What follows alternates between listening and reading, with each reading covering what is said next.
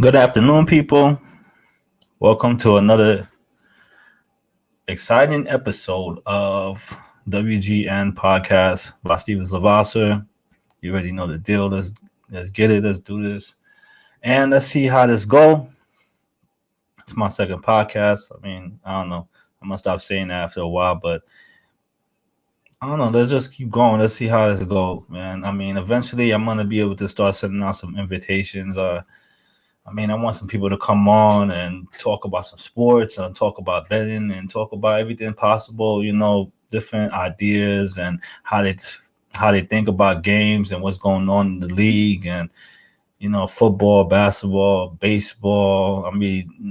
Baseball here and there, but you can come on and talk about baseball, enlighten me. Let me know something that I don't know because it's probably gonna teach me a lot more about baseball. Anyway, basketball, what can we say?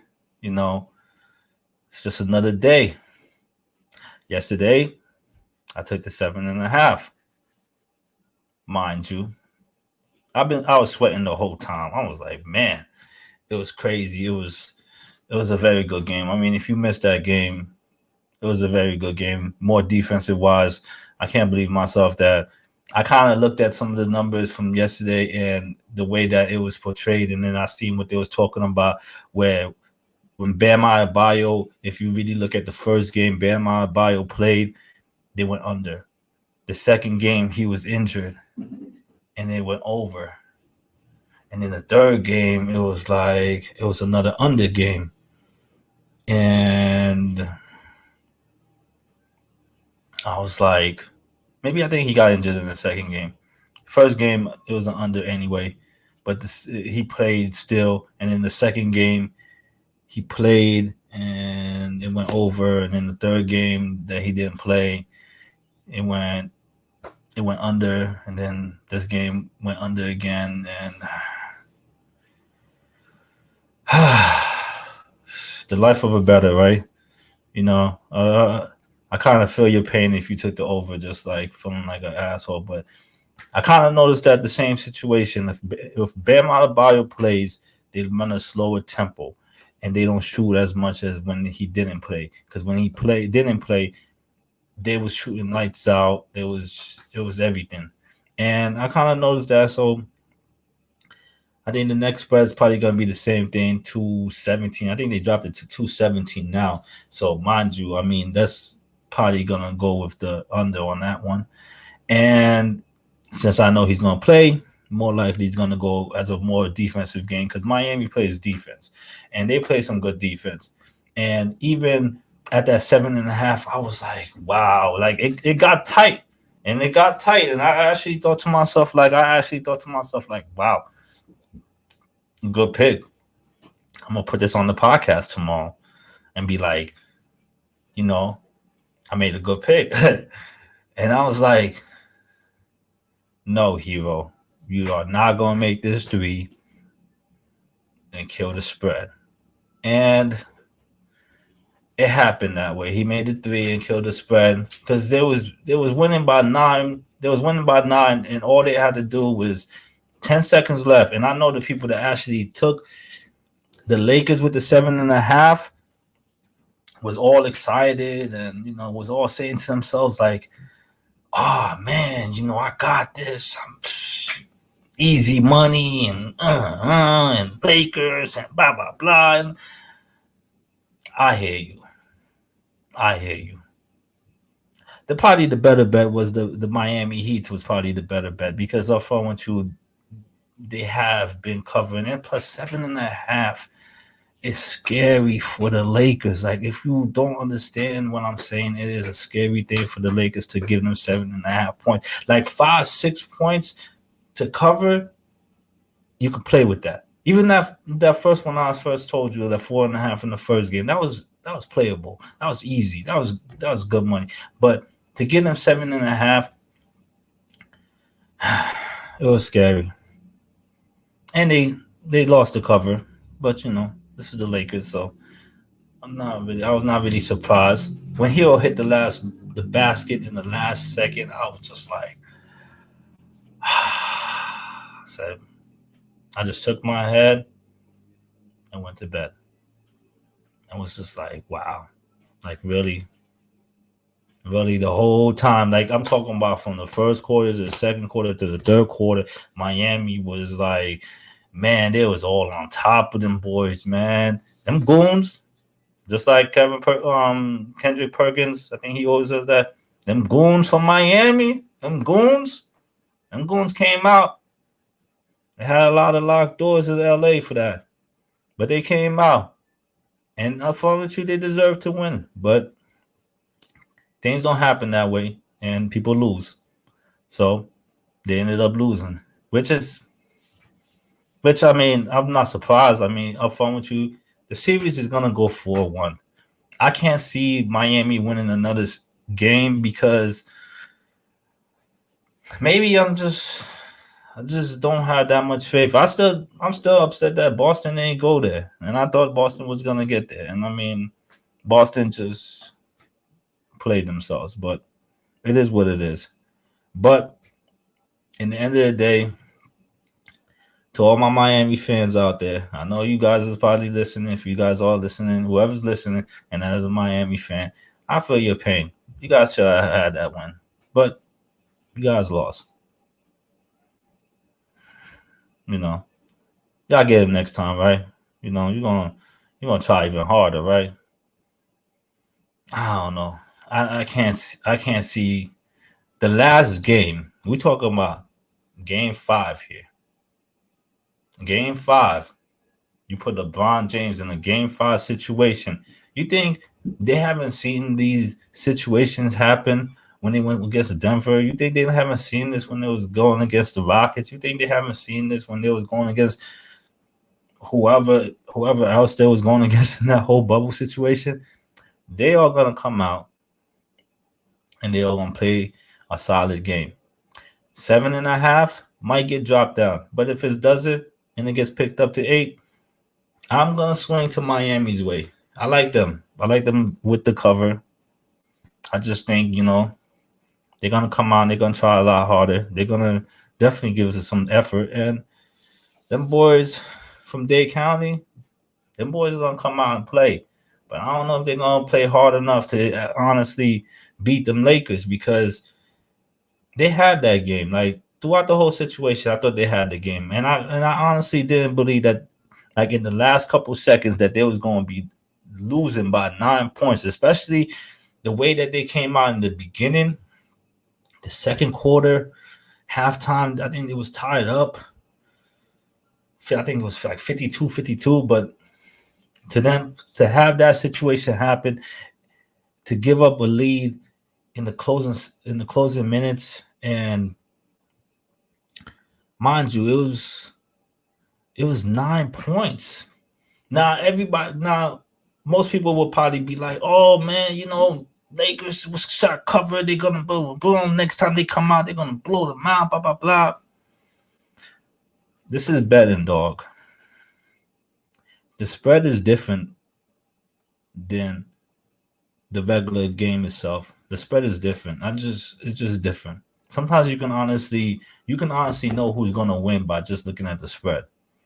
Like it's that telling sometimes. Like if you really look at it, sometimes you can tell who's gonna win by just looking at the spread and the way that things go down. Now I'm not a professional bettor. I'm not a professional anything. I'm just a normal black kid in a black neighborhood doing my little podcast, talking my little NBA, talking my little football games. Somebody may disagree, whatever. Somebody may not like what I said, whatever. It is what it is, It's life. This is what happens. But basketball, you can always see something. When the spread is 4, when the spread is 3, depending on the team, you can just see the route that it's gonna go. Because most of the time, these guys is fouling in the end, and it makes it harder for the team that's the favorite to really go any further than that. Like the team is a favorite that's 4 points, and let's say like in the end of the game, the 4 points. No, that's not bad. Especially if they are a very good team and they favor by 4 against a team that's okay. Mind you, in the end of the game, most of the time these dudes is fouling each other. They're running up, fouling. I thought they were gonna foul LeBron like as soon as he got the ball, and then they took like a couple extra whatever seconds left, dropped it down to 10 seconds. And that's when I was just like, this dude is about to hit this shot. And I'm telling somebody else the whole time, like, yeah, this dude is about to hit this shot, and he's about to mess up the whole spread, and it is basically about to be done over here.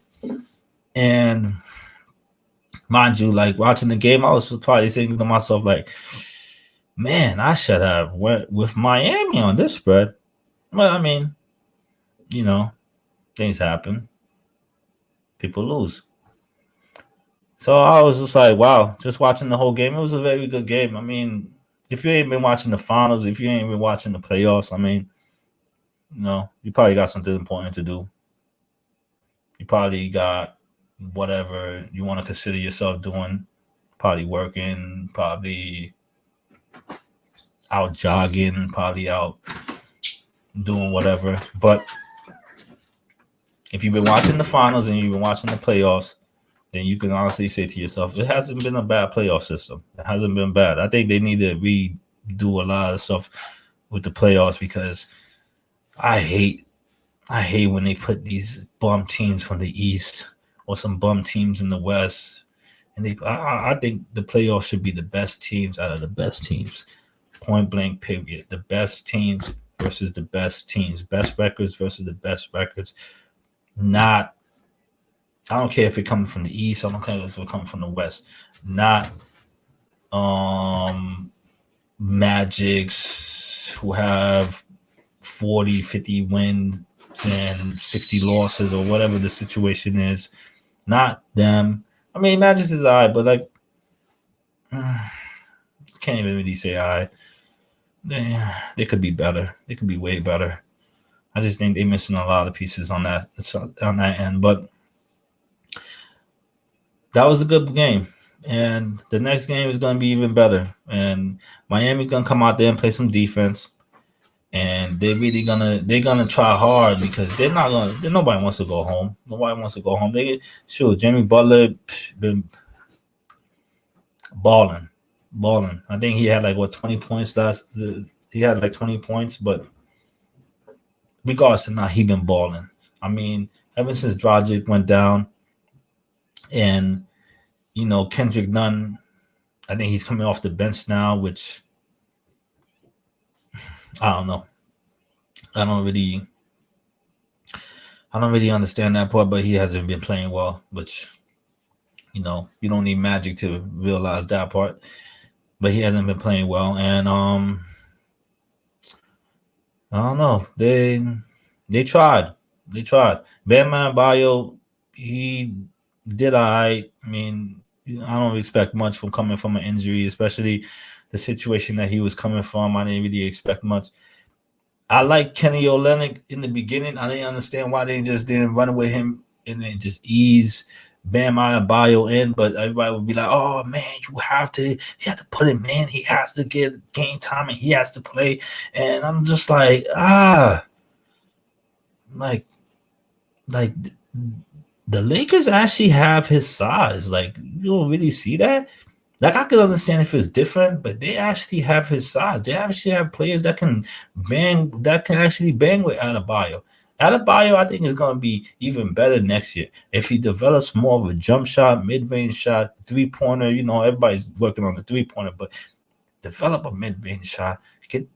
Adebayo is, man, I mean, from what I've seen from the beginning to what he's been developed now, I mean, I give him all the respect in the world because boy, he worked hard for it.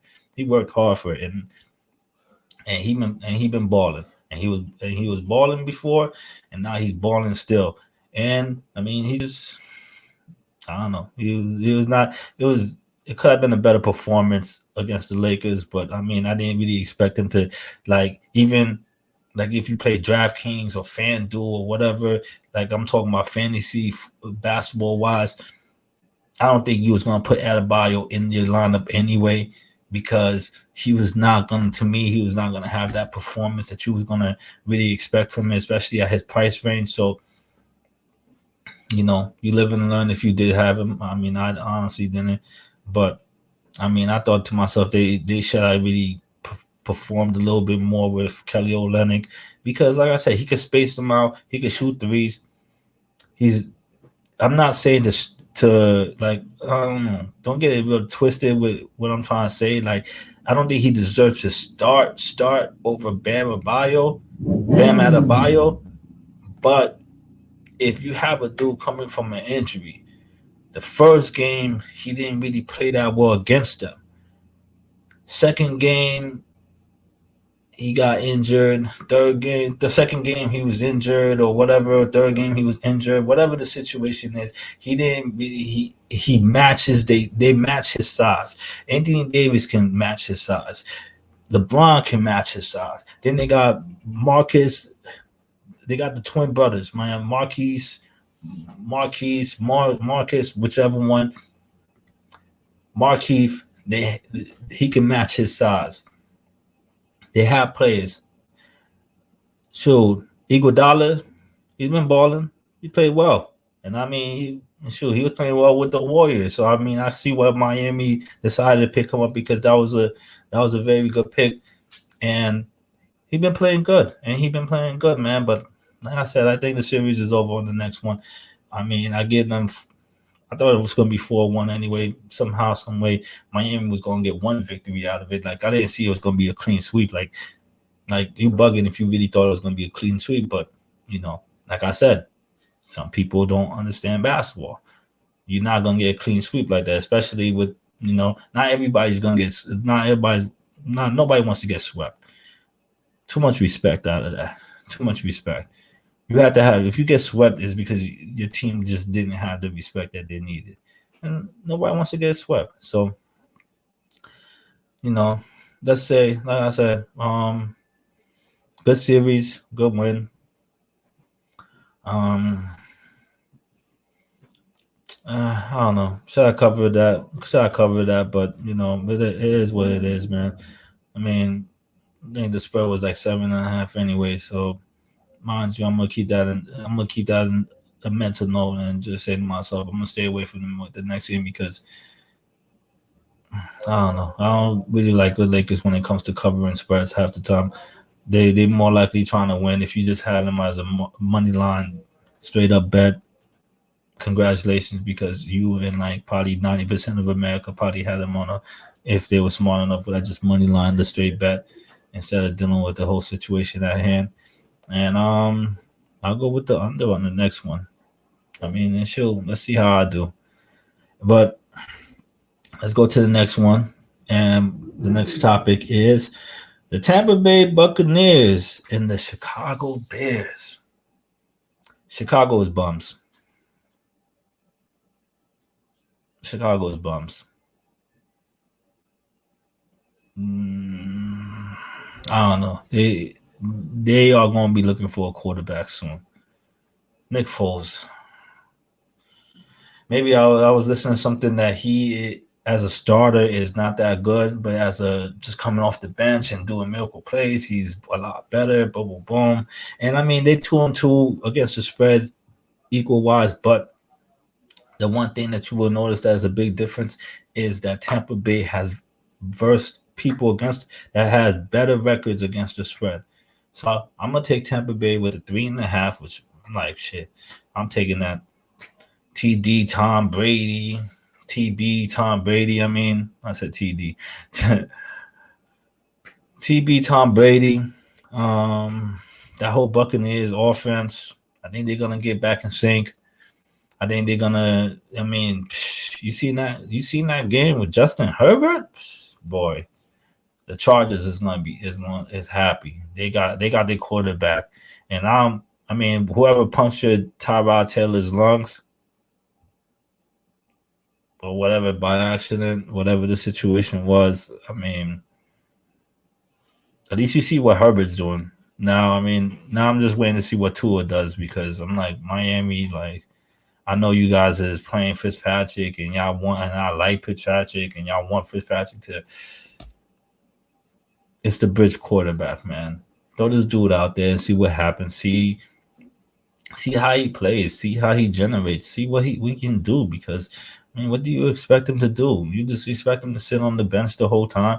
I mean, more likely you guys gonna give like one season, but I just like, yo, man, just start him, see how he does. Unless there's like some kind of like situation with the injuries and you don't want to make sure like he don't get hurt again. Because I mean, it's a first round pick. Unless you just want to build more first round picks and get another top first round pick, because you guys are not going to pick another quarterback, and so you guys are going to go with a solid lineman. I mean, you guys traded Tunsil from Miami, but you guys is making a new culture, and I see the situation in hand, and you guys is trying, and you guys is putting out the effort to do everything. But you guys traded Tunsil to the Houston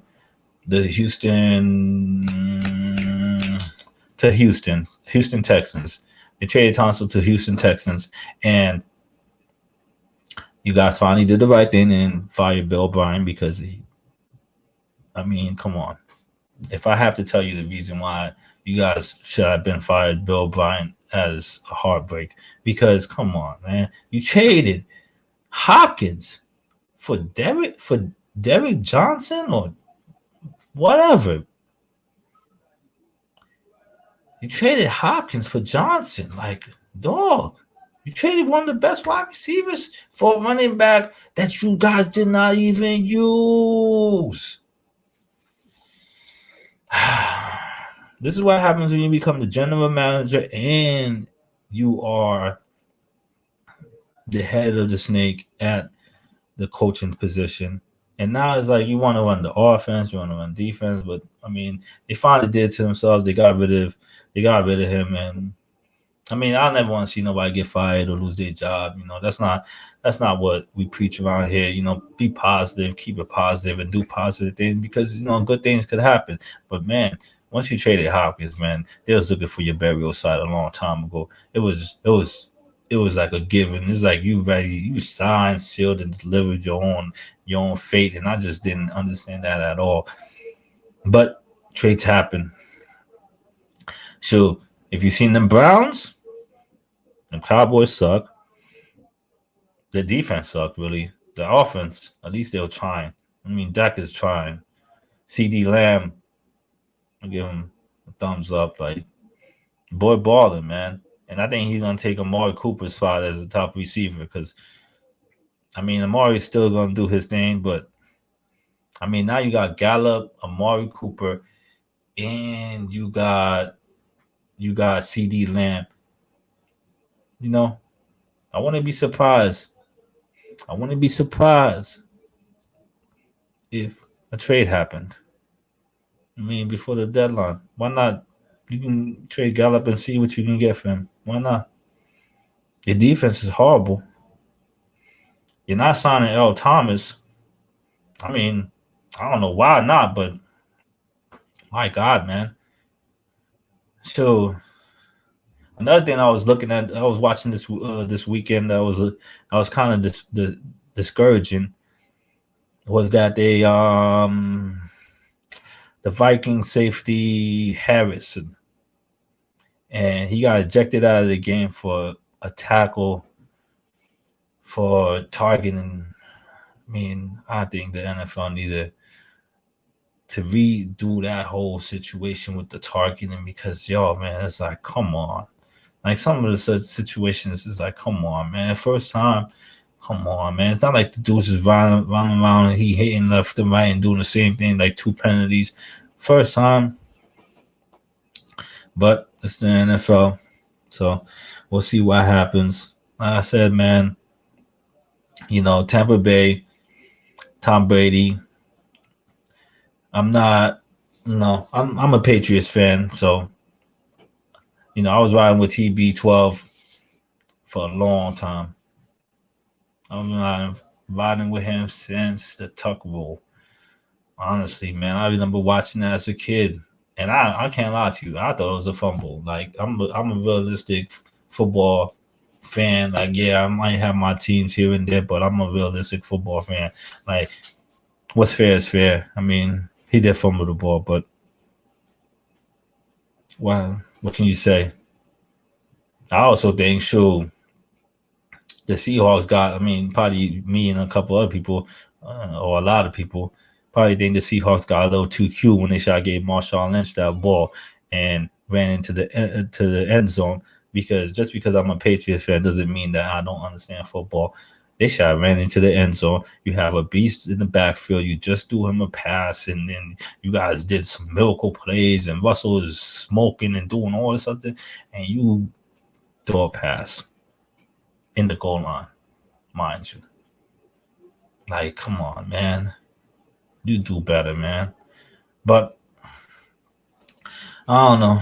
I mean, today's Wednesday, so more likely there ain't gonna be really nothing on television to watch besides baseball, which I don't know. Maybe I need to start watching some baseball so I can start giving some opinions and actually understanding baseball a little bit more, because baseball is funny, man. I don't care about the Yankees. I don't care about the Mets. I mean, if you had to pick and choose, man, I don't really have a team. Like, I like what I see with the Padres. Like, I don't know, them boys is out there, they doing their thing. LA Dodgers. I mean, this is baseball.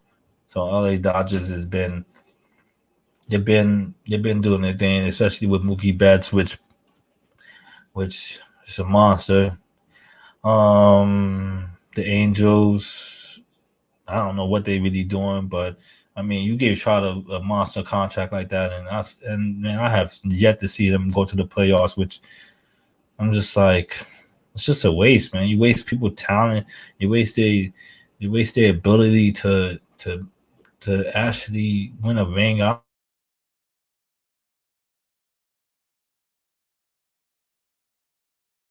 don't know if they want to just, or they just want to just do whatever, like get paid for it. But I don't know, talent is being wasted over there with the Angels. But I don't know. This is Trump, so you give somebody $400 million, anybody's gonna sign and be on a bum team. Shoot, you got dudes in the NBA that sit in the bench and collecting probably $5 million just to be there, living in hotels and go do what all sorts of stuff that they want to do. And this is a job. Can't lie to you, man. Shoot. Maybe I said I just kept on drinking some milk when I was a kid. It would have been like 6'7", 6'5". I should have never been doing a lot of idiotic stuff that I was doing anyway when I was a kid. And maybe I would have been taller, sitting on somebody's bench right now, just watching the game. Like, actually, I would be wanting to play. I can't lie to you. I can't sit at the bench. Like, I'm a real basketball head. Like, I like to play basketball. I enjoy playing basketball. I want to be in the game. Like it's something different about being in the game and sitting in the bench. It's like two different scenarios. Like, if you never get in the game without even been a starter, I mean, I don't know how can somebody just love sitting on the bench. I mean, if you're getting old and you get to the point where it's like, you just made all your money in the world, and even that, you still want to play the game. You still want to be in the game. You still want to do your thing, man. And some people just, some people, they lose their will when they get to a certain height and they just care about the money. Like, a real basketball player doesn't care about the money. I mean, the money's nice, but in all honesty, man, when you're really true to the game, you just love the game for itself, and you can play the game automatically. You don't really need money. Like, yeah, money's motivation, and but sometimes it hinders people, and sometimes people get paid and become lazy, and like you could tell, but you've seen that throughout the NBA years, and certain players that came in that had so much potential and then just flopped out and they became bums, and they were bums probably in the beginning, and they still bums now. But anyway,